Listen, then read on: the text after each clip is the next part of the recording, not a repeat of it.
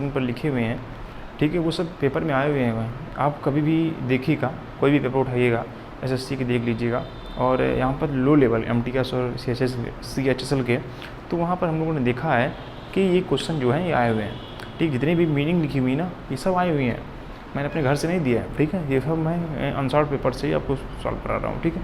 तो ये आपको समझिएगा इस चीज़ को, और हम लोग आगे बढ़ने का प्रयास करेंगे। तो यहाँ पर पहला वर्ड लिखा हुआ ग्रामर। आप लोग सोच रहे हो ग्रामर तो बच्चों को आता होगा, लेकिन नहीं, आपको याद रखना होगा कि ये SSC MTS के पेपर में ये क्वेश्चन पूछा गया था फिलिंग द ब्लैंक्स में कि ग्रामर की स्पेलिंग आपको किसको नहीं आती, ठीक है। तो ये ग्रामर की स्पेलिंग है। तो यहाँ पर ग्रामर में डबल ए होता है, ये आपको इंपॉर्टेंट यहाँ पर बात लिखनी होगी। यहाँ पर ए होता है, ना कि ER नहीं होता, ठीक है। तो ये करेक्ट है। और ग्रामर का मतलब आपको जाने होंगे, अंग्रेजी व्याकरण बोलते हैं इसको। क्या बोलते हैं इंग्लिश में? व्याकरण। हिंदी में क्या लिखेंगे इसको? व्याकरण। चलिए अगला वर्ड लिखा हुआ है यहाँ पर फर्टाइल। बहुत इंपॉर्टेंट क्वेश्चन है ये, फर्टाइल वर्ड लिखा हुआ, ठीक है। तो फर्टाइल का मतलब होता क्या है, को समझना होगा। देखिए फर्टाइल का मतलब क्या होता है? फर्टाइल का मतलब होता है बंजर। क्या होता है? उपजाऊ। क्या होता है? बंजर या उपजाऊ? उपजाऊ। क्या होता है? उपजाऊ। बहुत से वर्ड के वो सोचते हैं बंजर, नहीं, फर्टाइल का मतलब होता है उपजाऊ। क्या होता है? उपजाऊ। उपजाऊ का मतलब जो ऐसी भूमि जहाँ पर पैदावार की जा सके, दैट्स अ उपजाऊ भूमि, ठीक है। अगर हम इसी के अपोजिट की बात करें तो इसका अपोजिट पूछा गया था, वो था बैरन। BARREN। बैरन बोलते हैं बंजर। क्या बोलते हैं इसको? बंजर। तो ये इसका क्या हो गया? अपोजिट हो गया, ठीक है। तो ये फर्टाइल उपजाऊ हो गया, और बैरन क्या हो गया? बंजर हो गया। हमसे एग्जाम में पूछा गया था कि फर्टाइल का सिनोनिम्स क्या होगा, 4 ऑप्शन दे रखे हुए, ठीक है। तो 4 ऑप्शन में ये हो सकता है फेकंड। फेकंड का मतलब भी क्या होता है? उपजाऊ होता है, याद रखिए आप लोग, ठीक है। और फेकंड का मतलब, प्रोलिफिक का मतलब भी क्या होता है? उपजाऊ होता है, ये आपको याद रखना होगा। मैंने आपको इसीलिए याद करने के लिए दिया है क्योंकि एग्जाम में पूछे गए थे। एक पूछा गया था उसमें ऐसा वर्ड, बताइए फेकंड का एंटोनिम्स क्या होगा। तो उसमें लिखा था बैरन, और बाद बाकी 3 जो ऑप्शन थे वो यही थे, फेकंड, प्रोलिफिक और प्रोडक्टिव, ठीक है। तो ये 3 ऑप्शन थे, 3 ऑप्शन जो कि उपजाऊ से संबंधित थे। तो ये आपको याद रखना पड़ेगा, क्योंकि उस बार एंटोनिम्स पूछा गया था, तो हो सकता है इस बार सिनोनिम्स पूछ दें। तो ये तीनों वर्ड जो होंगे वो इसकी क्या है? उपजाऊ ही हैं, सिनोनिम्स ही हैं। इतनी बात आपको समझ में आई? अगर आ गई हो तो मैं आगे बढ़ने का प्रयास करता हूँ। तो देखिए मेरे प्यारे बच्चों, हम आगे बढ़ता हूँ। लिखा हुआ है यहाँ पर हाइपोक्राइट। क्या लिखा हुआ? हाइपोक्राइट। ये भी क्वेश्चन पूछा गया था। पूछा कैसे गया था ये सुनिए। ऐसा लिखा हुआ था, आपको बता दूँ, लिखा हुआ था one who pretend to be what he is not.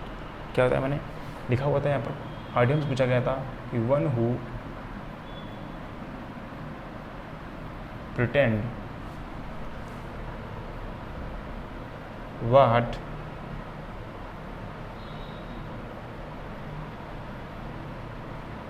ये पूछा गया था, one who pretend what he is not. मतलब क्या हो गया कि ऐसा व्यक्ति जो नहीं है वो उसको दिखावा करे, मतलब ढोंगी आदमी, जो आदमी मैं हूँ नहीं लेकिन मैं भी दिखावा करूँ, that is a pretend person.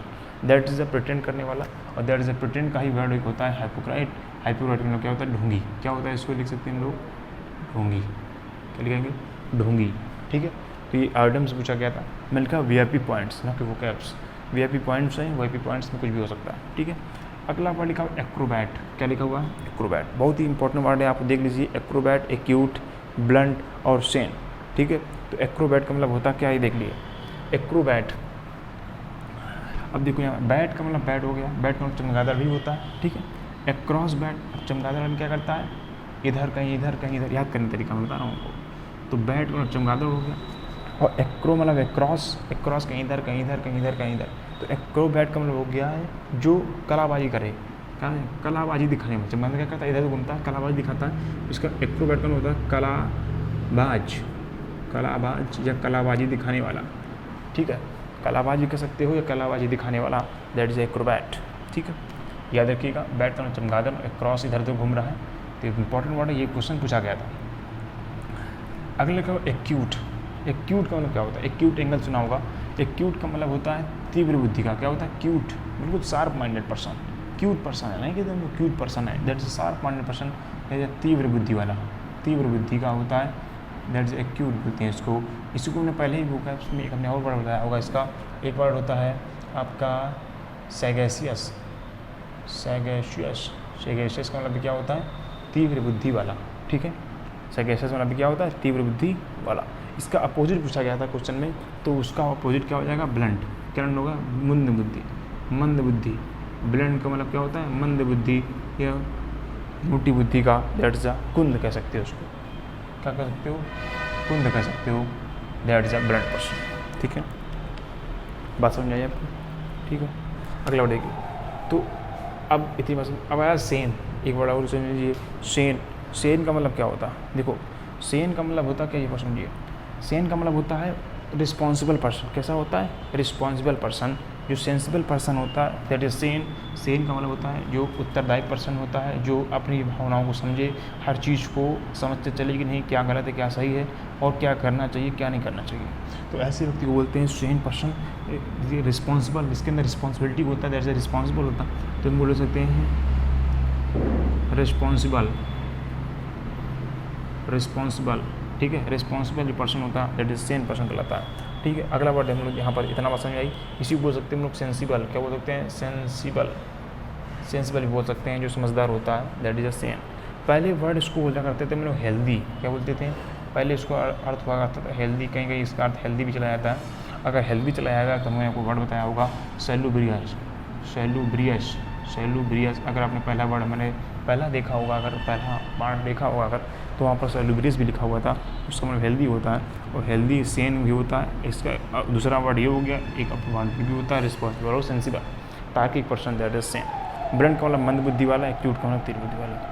अगर इसका हम सिनोनिम लिखना चाहें एक्यूट का, तो इसका एक और भी हो जाएगा सिनोनिम्स, इंटेंस, क्या होता है, इंटेंस, इंटेंस का मतलब क्या होता है, तीव्र बुद्धि का होता है। तो ये आपका इंटेंस हो गया। अगर बात करें शार्प भी कह सकते हैं, क्या कह सकते हैं, शार्प बुद्धि का है, SHARP, ये शार्प बुद्धि का है, शार्प भी कह सकते हैं। ठीक, अगर और भी वर्ड लिखना चाहें तो और लिख सकते हैं, रैपिड लिख सकते हैं, रैपिड, RAPID, रैपिड का मतलब भी होता है तेज, तीव्र, तीव्र से भी है, तीव्र बुद्धि भी होता है, इसका मतलब तीव्र भी होता है, दोनों चीज़ें आप पूछ सकते हो। ठीक है, तीव्र बुद्धि कह सकते हो ना, तीव्र भी कहते हो, कोई दिक्कत नहीं है। तीव्र है मतलब तीव्र, हर चीज़ में तीव्र होगा, बुद्धि में भी तीव्र होगा, तो हर चीज़ में तीव्र होगा, अपने आप को समझने वाली बात है। ठीक है, इतना बात, ब्लंट हो गया मंद बुद्धि वाला। ठीक है, हाँ, इसका पूछते हुए होता है ऑप्टिव्स, क्या लिखते हैं हम लोग, इसका पूछा गया था ऑप्टिव्स, ये इसका वर्ड है ऑप्टिव्स। ठीक है, ऐसा पढ़ सकते हो, हाँ ठीक है। चलिए, और भी नहीं तो और लिख सकते हो, थिक हेडेड बोल सकते हो उसको। ठीक है, चाहे इसी के थिक हेडेड, थिक हेड बोल सकते हो, या हेडेड बोल सकते हो, थिक हेडेड भी बोल सकते हो, कोई बात नहीं है, थिक हेडेड बोल दीजिए। चलिए ठीक, तो ये बात आपने समझी होगी, इतनी बात आपको समझी, इतनी देखिए आप, इम्पॉर्टेंट है ये, इसको समझिए। कलाबाज हो गया, ठीक है, इतनी बात समझ आई आपको। टम्बलर, इसी को बोलते हैं टम्बलर, क्या बोलते हैं इसको, टम्बलर, TUMBLER, टम्बलर। टम्बलर का मतलब भी क्या होता है, कलाबाज होता है, ये आपको याद रखिएगा, ये सामने लिखा हुआ टम्बलर। ठीक है, एक और इसको बोल सकते हो जिम्नास्ट, जिम्नास्ट, जिम्नास्ट का मतलब क्या होता है, कलाबाज जो जिम करता है, कलाबाजी दिखाता है, जिम्नास्ट। इतना देखिए, इसके बाद और मैं दिखाता हूँ आपको, तो ये आपको याद रखना पड़ेगा, इंपॉर्टेंट है ये। ठीक है, लिख लीजिए, इसको नोट कर लीजिए। हेलो, अब देखिए अगला पार्ट यहाँ पर ये है हमारा, कुछ और भी इंपॉर्टेंट उसमें लास्ट है, बस ये इतना ही है, लास्ट है, इतना और देख लीजिए। ये भी पेपर में पूछा गया था, एक ही पेपर सेट मैंने उठाया हुआ है। अगला उसमें क्वेश्चन पूछा गया था किसी तरीके से, और मैंने उसको छान के लिखा हुआ था। ये हम लोग MTS सॉल्व कर रहे हैं, MTS के पेपर है यहाँ पर। ठीक है, और ये भी आप याद रखिए, MTS का ना समझिए, ये आया कि पेपर में आया हुआ क्वेश्चन है, ठीक, कहीं से भी हो सकता है। ठीक है, लिखा हुआ है पर इन अ नट सेल। इन अ नट सेल का मतलब क्या होता है, बचपन से जानते हो यार, संक्षेप में क्या होता है, इन अ ब्रीफ, संक्षेप में होता है, संक्षेप में। इन अ नट सेल का मतलब क्या होता है, संक्षेप में। ठीक है, अगला वर्ड यहाँ पर लिखा हुआ था, ये आइडियम्स पूछा गया था, the ball in one's court, क्या हुआ, the ball in one's court. देखिए ऐसे क्वेश्चन पूछे जाते हैं, आपको इंपॉर्टेंट है, क्वेश्चन पेपर में पूछा जा चुका है, एग्जामिनर ने ऐसा रखा था। तो बॉल है, गेंद है, किसी के कोर्ट, मतलब गेम फुटबॉल का कोर्ट हो गया, वॉलीबॉल का कोर्ट हो गया, बैडमिंटन कोर्ट हो गया।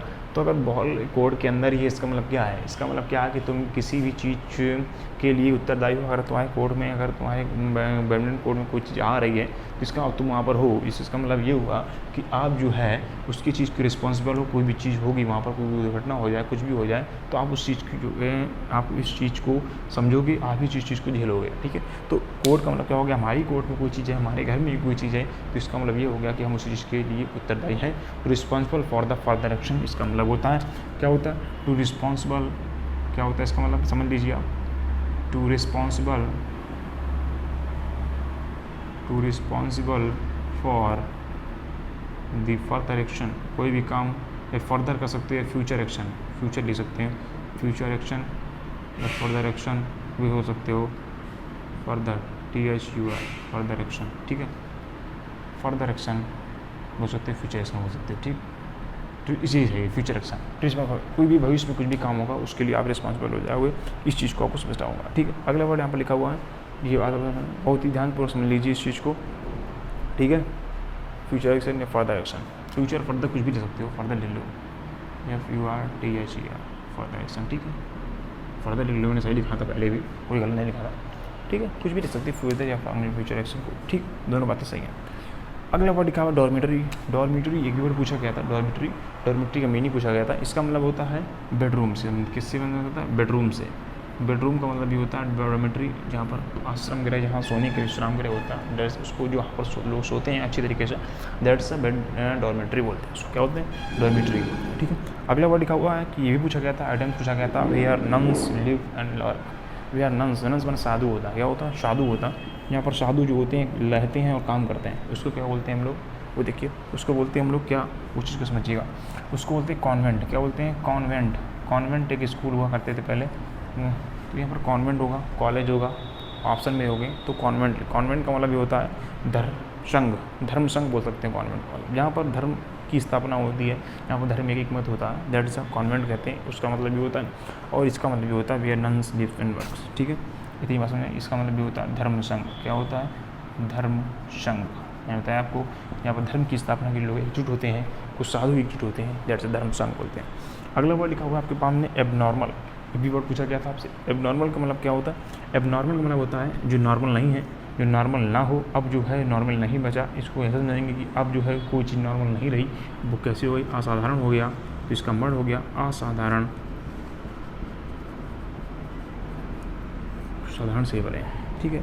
उसका ही इंटरव्यू में लिख दिया है यहाँ पर एनो याद करें, एनोमेलस, एनो सब है और मेलस है, ठीक है, एनोमेलस, इसका मतलब होता है असाधारण, ठीक है, याद रखिएगा इस चीज़ को, ठीक है। पेकुलियर भी बोलते हैं इसको, इसका इंटरव्यू लिखना चाहें, इसका मतलब ये होता है, इसको बोलते हैं पेकुलियर, पेकुलियर भी हम लोग बोल सकते हैं इसको, ठीक है। तो असाधारण मतलब होता है डिफरेंट, जो कैसा हो, डिफरेंट हो, डिफरेंट पर्सन ही कैसा होता है, असाधारण व्यक्ति होता है, ये आपको समझना होगा, जो डिफरेंट है वही असाधारण है, उसी एबनॉर्मल बोलते हैं। एंटोनी बात करें को एनामेलस और पेकुलियर, इसके क्या हो गए, सिनोनिम्स हो गए, पर्यायवाची ही हैं, ठीक है, सॉरी एंटोनिम्स नहीं, पर्यायवाची हैं, ठीक। अगला वर्ड लिखा हुआ है आपका डिस्टिंग्विश, यही पूछा गया था, पोजीशन क्या आया था, डिस्टिंग्विश के बाद क्या लगते हैं, तो डिस्टिंग्विश के बाद क्या लगता है, फ्रॉम नहीं लगता, क्या लगता है, एट, क्या लगता है बताइए आप, डिस्टिंग्विशिंग में क्या लगता है, क्या लगता है बताइए, डिस्टिंग्विश फ्रॉम भी कभी आता है, ऐड जाता है, लेकिन हम लोग यहाँ पर क्या करते हैं, फ्रॉम, सही माना है, डिस्टिंग्विश फ्रॉम क्या है, प्रीपोजिशन, क्या है, प्रीपोजिशन है, इसको समझेंगे, ठीक है। तो डिस्टिंग्विश का क्या लगता है, फ्रॉम, डिस्टिंग्विश में होता है वेश बदलना, क्या होता है, अदृश्य हो जाना, वेशभूषा बदलना, डिस्टिंग्विश फ्रॉम होता है अदृश्य वेशभूषा बदल करके घूम जाना, इधर उधर भग जाना, डिस्टिंग्विश्ड, ठीक है।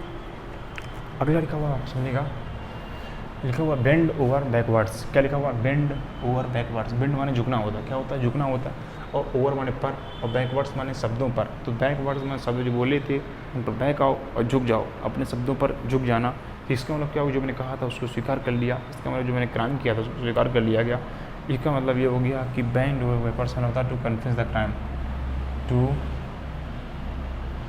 To confess the crime, to confess the crime, अपराध को स्वीकार कर लेना, जैसे कि अभी आपने हाल ही में न्यूज़ देखी कि विकास दुबे की, उसने क्या किया, बेंड ओवर बैकवर्ड्स का मतलब हो गया कि उसने अपने ही गुनाहों को स्वीकार कर लिया कि नहीं मैंने किया था, ऐसा ऐसा किया, मेरे साथ ये लोग थे, तो उन्होंने क्या किया, बेंड ओवर बैकवर्ड्स हो गया, कन्फेस द क्राइम हो गया, ठीक है। ये पेपर में आ सकता है और आया भी था, इंपॉर्टेंट है, ठीक, अभी हाल ही का है। चलिए अगला वर्ड क्या है, मीकनेस, क्या लिखा, मीकनेस, सॉरी मीकनेस, मीकनेस का मतलब क्या होता है, मीकनेस का मतलब होता है नेस, और मीक हो, इसका मतलब याद रखो, मीक है, अच्छा है, नम्रता, क्या बोलते हैं इसको, ह्यूमैनिटी, नम्रता बोलते हैं, मीकनेस का मतलब ह्यूमैनिटी बोलते हैं, ह्यूमैनिटी, मीकनेस, ह्यूमैनिटी, पॉलिटी, ठीक है, पॉलिटी, ह्यूमैनिटी, पॉलिटी, ठीक है, मीकनेस।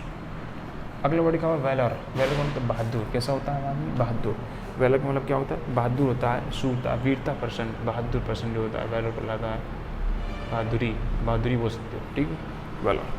वेयर का मतलब क्या होता है, बहादुरी होता है। बहादुरी का मतलब कह सकते हो आप करेज पर्सन होता है, करेज होता है, करेज, COURAG, करेजियस, बहादुरी होता है, करेज भी बोल सकते हो, करेजियस बोल सकते हो, कुछ भी सिनोनिम्स है इसके, चल जाएगा। हाउटीनेस, हाउटीनेस का मतलब ये होता है आपका सूरता से, वीरता से भी होता है। हाउटीनेस का पराक्रम से होता है कि सूरता से हो गया आपका। हाउटीनेस का मतलब घमंड से भी होता है, सूरता पराक्रम इसके अंदर, वो उसके अंदर घमंड भी होगा, बहुत सारी चीज़ें होंगी, ठीक है। एरोगेंस भी होगा उसके अंदर, ठीक है। प्राइड भी होगा, अभिमान भी होगा, तो प्राइड भी हो सकता है उसके अंदर, एरोगेंस भी हो सकता है उसके अंदर, एरोगेंस भी हो सकता है, ठीक है। एरोगेंस भी हो सकता है उसके अंदर, प्राइड भी हो सकता है। एक वर्ड का कॉन्साइट, कॉन्साइट में आत्मकेंद्रित होता है। जो घमंडी आदमी होता है वो आत्ममुखी केंद्रित होता है। कॉन्सीट, कॉन्सीट का मतलब आत्मकेंद्रित से कह सकते हो, इसका मतलब ये होता है घमंडी पर्सन जो होता है, कॉन्साइट पर्सन होता है, घमंडी पर्सन होता है, अभिमानी पर्सन होता है, प्राइड पर्सन होता है, एरोगेंस पर्सन होता है, ठीक है। हाउटीनेस भी पर्सन होता है। तो इन सब चीज़ों का आप समझिए, ये दोनों एंटोनिम्स थे, इसका सेम मीन्स यही होता है, दोनों सेम है, ठीक है। घमंडी पर्सन हो गया, हाउटीनेस पर्सन हो गया, इतना समझना है। ये बात आपने समझी होगी, इस चीज़ को समझने का प्रयास किया होगा बहुत अच्छी तरीके से, मैंने आपको बताया, ठीक है। और आसानी से आप अगर स्क्रीनशॉट लेना चाहते हैं तो आप स्क्रीनशॉट भी आपके साथ ले सकते हैं, ठीक है। मैं आपको रब कर देता हूँ, कुछ साफ कर देता हूँ, थोड़ा सा समझाने में ऐसा हो जाता है। चलिए, ठीक है,